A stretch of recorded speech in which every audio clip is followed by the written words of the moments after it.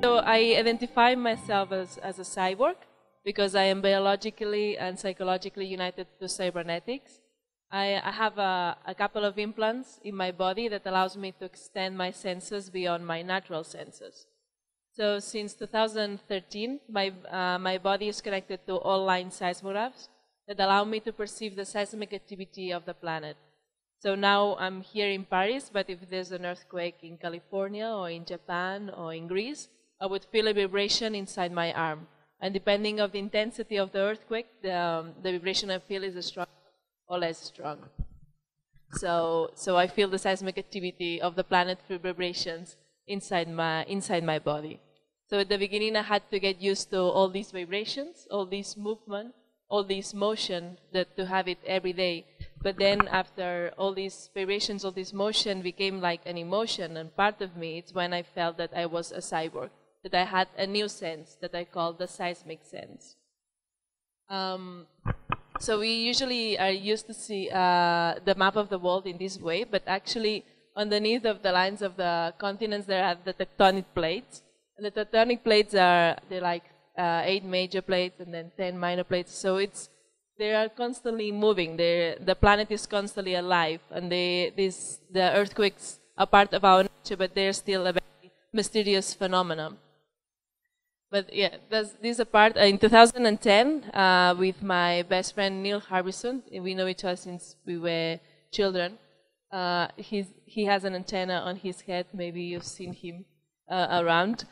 So with him and I, we created the Cyborg Foundation, basically with 3 aims. One is to help humans to become cyborgs. The other one is to defend the cyborg rights, to defend the right of designing yourself. And the third one is to promote cyborg art as a social and art movement. So, wait, I'll see.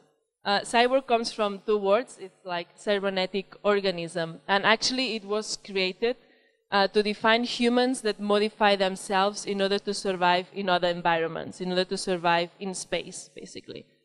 But since science fiction, the word cyborg has been used in many different ways, and it's a word, but like all words that keep evolving, and everyone has its own thought of the word cyborg. So we tried to nail it down in 3 different ways of defining a cyborg. So we thought that one could be a psychological cyborg. So a psychological cyborg would be the feeling of being a cyborg. Maybe many of you are already psychological cyborgs. Maybe probably when your phone is running out of battery, you say, I'm running out of battery, instead of saying, my mobile phone is running out of battery. So there's already a link between yourself and technology. And we also thought that one could be a biological cyborg, which is the physical union between cybernetics and an organism. And also we thought that one could be a neurological cyborg, which is the modification of the mind between the union of cybernetics and an organism. So if we extend our senses through cybernetics, eventually we'll modify our perception and then our brain if we do this as a long time. So I'm a dancer and I studied choreography, and I'm also a movement researcher. So since I was studying dance in college, I was encouraged to use technology in my performances. And I use technology in order to perceive movement in a deeper way. So I did different projects, and my first project of perceiving movement in a deeper way was to perceive the speed. So the first experiment I did, it was a kind of glove that I would point at people, and it would tell me the speed of the people walking in front of me. So yeah, would be on the street, and then they would tell me like if it was 3 per hour, they were walking 3 per hour, or 4 per hour, or 5 per hour. But that wasn't good enough because I had to point at people, and I didn't want to know the speed. I wanted to feel the speed. I didn't want to have the information. I wanted to have a new sense. So in order to do that, with the help of a friend, we transformed this glove in a pair of earrings. So every time someone was walking from right to left, I would feel a vibration on my right ear and then on my left ear. And depending on the interval of each vibration, I would know the speed walking in front of me. When I did this, actually I realized that there's like this common movement sense depending of where you are.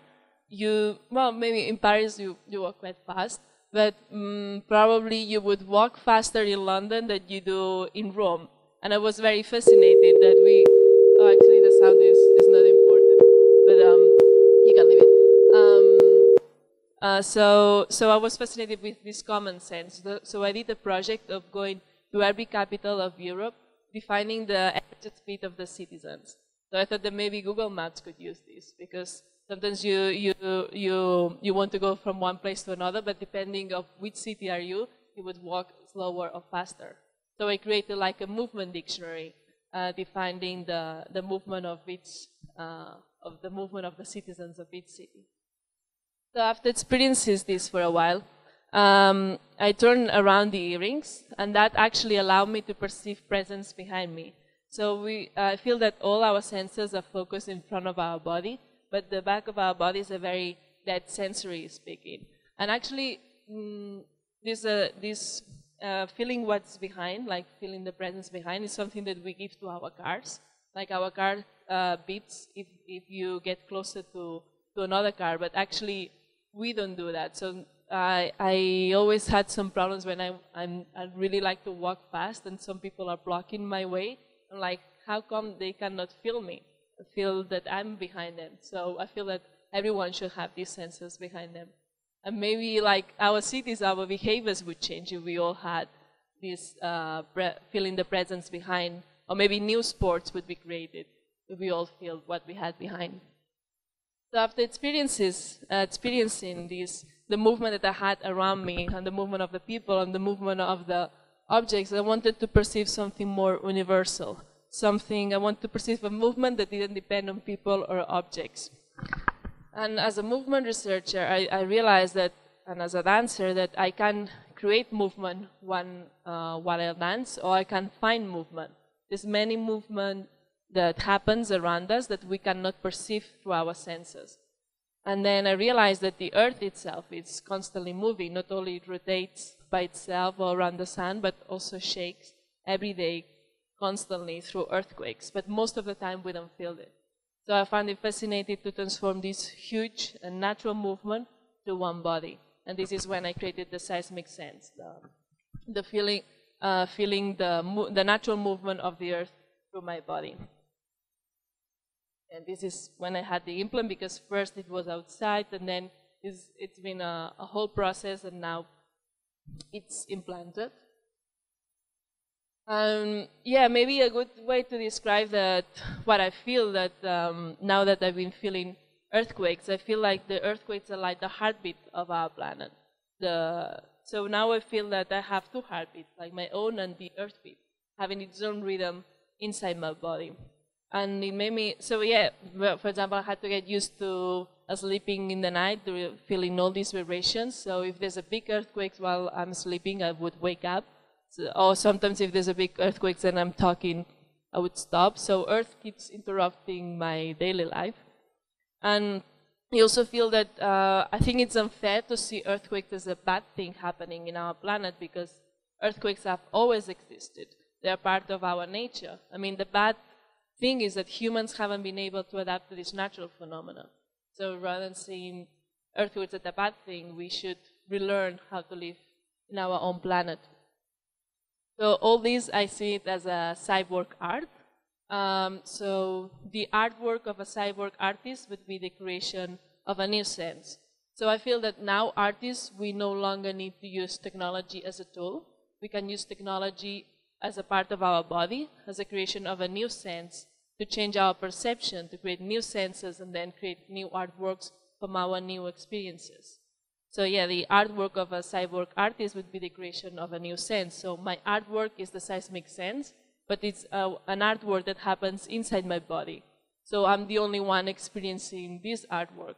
So in order to share my experience, I create external artwork. So it would be like a photographer.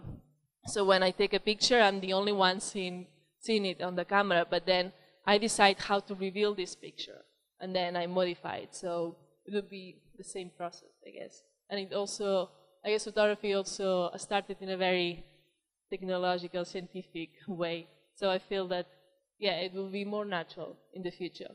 Please. So one of the things that that I do to share my experience is I have a piece, dance piece that is called Waiting for Earthquakes, when I stand still and wait for an earthquake to take place.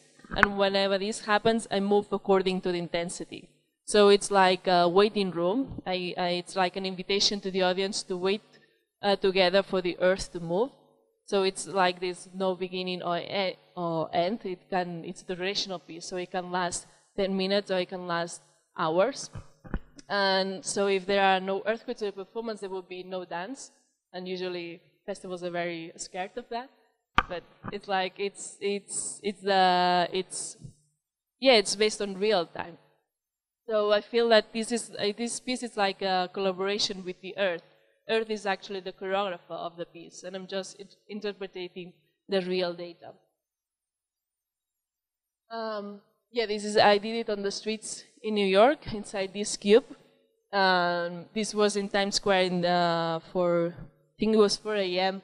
in a summer day, and actually a woman lied down and waited earthquakes with me, and another man came in the cube, so people kept interacting. You also have this sculpture that is a 3D version of my arm. And so visitors can touch the arm, and whenever there's an earthquake, there will be a vibration. So I see this as a cyborg sculpture because it's a sculpture connected to a living organism, which is the earth.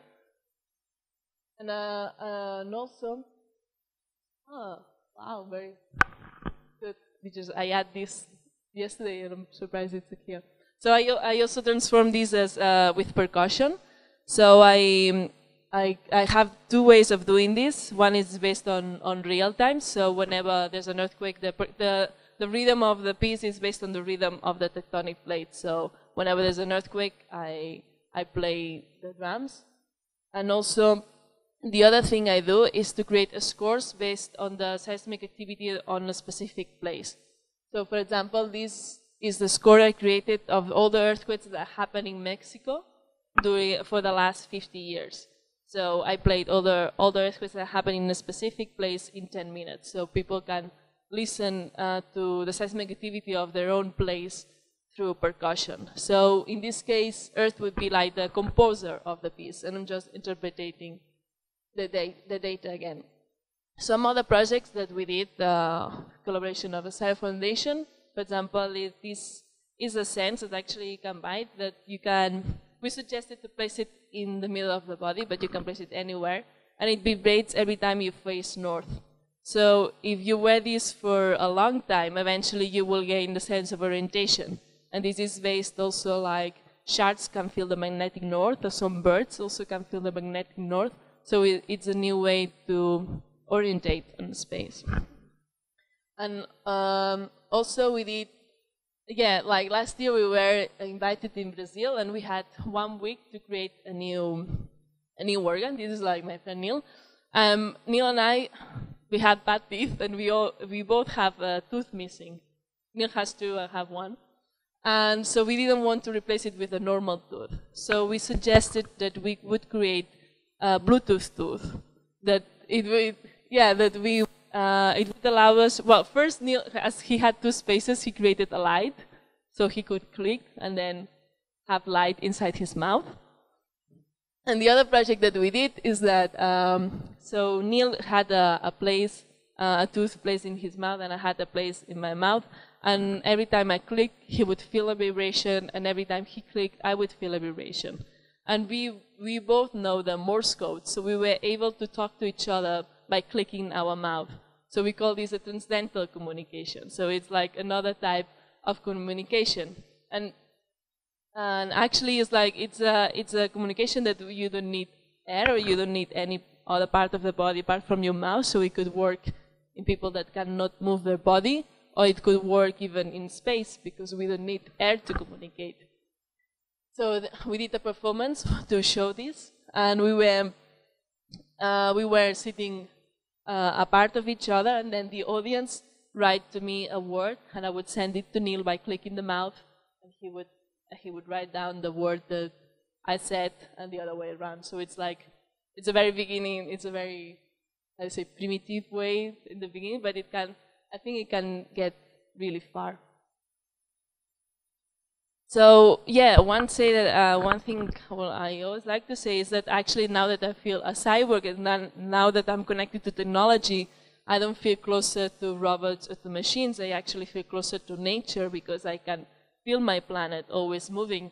And I also feel closer to other species living in this planet because I can feel the Earth in a similar way that they do. So I feel that we can get inspired by other species living in this planet.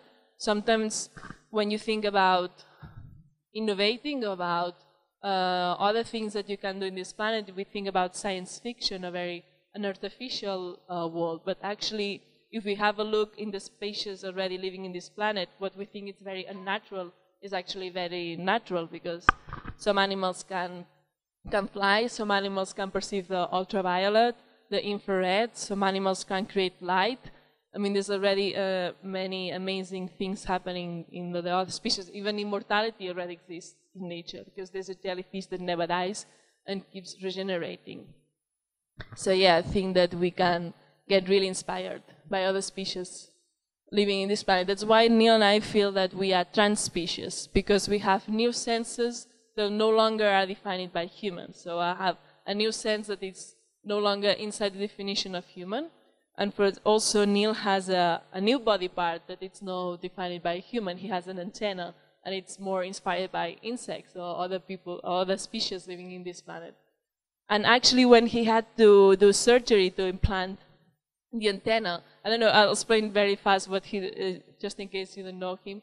He has an antenna that allows him to perceive the color beyond the visual spectrum, so from infrared to ultraviolet, through sound in his bone. So through vibrations, but then the vibrations become sound. So he can perceive color through sound.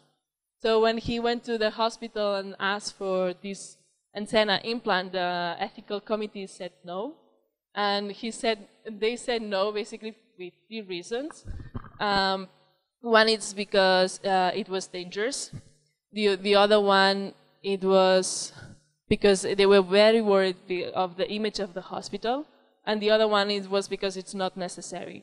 And usually these 3 reasons was the same one that they gave to the transgender community back in the 20s, that they were not necessary, that they could be dangerous, and they were very worried about the image of someone coming as a man and then getting out as a woman.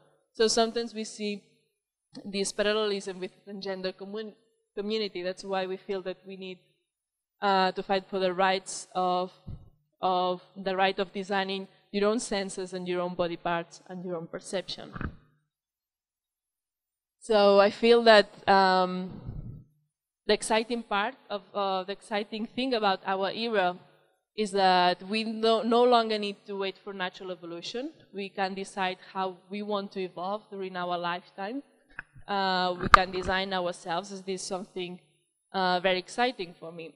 Also, I think from all these areas, since human existence, I feel that humans have always been modifying the environment in order to live more comfortable. And maybe it's time to change ourselves, to be brave enough to change our own body in order to adapt better to the planet we live in. Because we, for example, now, we humans, we don't have night vision like other species have. So we always create artificial light. Artificial light that is damaging our planet, is creating so much pollution that is destroying the planet that we live in. So maybe rather than creating artificial light, we could create night vision so we don't damage our planet so much. Or for example, now that I've been perceiving earthquakes for so long, I realized that if we would have listened to the planet for a longer time, maybe we wouldn't have built cities in very dangerous places, like in the age of the tectonic plates, where it's like very dangerous to live in. So I feel that maybe we need to relearn how to live in our own planet and be brave enough to change ourselves instead of modifying all the time our environment. Also, like my aim this year is to connect to the seismic activity of the moon. So I want to have some sensors on my feet that will allow me to feel the seismic activity that is happening on the moon. So my body will be on Earth, but my feet will feel the moon. So I'm very looking forward to that.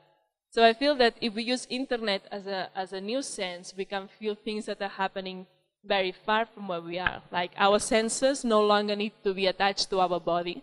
We can feel things that are happening very far. So far, like even in space. So I feel that if everyone would extend their senses and explore space, we can become sensestronauts.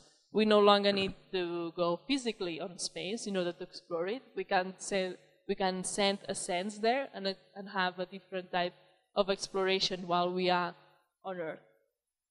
And yeah, just to finish, I feel that maybe we can use technology I mean, the union between technology and humans, we are the ones who need to make sure that this union does not alienate us from nature and other animals or space. We are the ones who need to make sure that this union can get us closer to nature, to other animals, and to space. Thank you.